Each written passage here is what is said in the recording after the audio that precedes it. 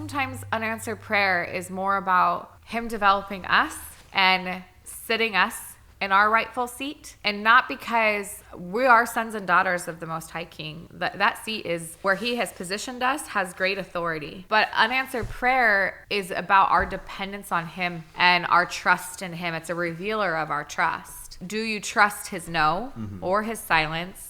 Or the prayer not going your way. I remember a friend of mine years ago, her baby got sick. We were in full-blown ministry at the time. We were actually the pastors. I sat next to my friend as her baby died, of cancer at 5. Wow.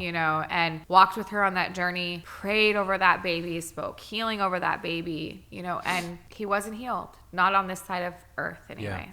It's easy for us to get like, well, God didn't do it, so he must not be who he says he is, or he's a narcissistic God, why does he make kids sick, or, all these weird things that come up. And I really think it's more about like the Lord tapping in with us in the suffering that we're going to walk. He didn't promise that we wouldn't suffer. He actually promised that we would. He promised that we would suffer, yeah. right? So unanswered prayer, I think, teaches us to lament. It teaches us to worship. It teaches us to align ourselves to him. I don't know about you, but my prayer life looks maybe a little different than some people. Like, I could spend long periods of time in prayer, but you're not going to hear me talking too much.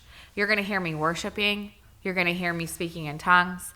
You're going to hear me asking for him to speak. You'll hear silence at times.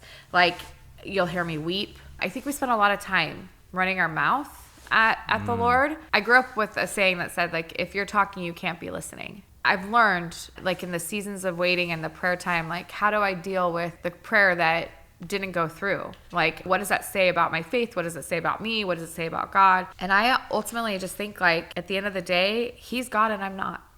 And if I can get my heart posture right, that he's God and I'm not, that he knows always. I have no idea why that prayer wasn't answered, but he certainly does. And maybe I can't see it today, but maybe in 20 years I'll see it.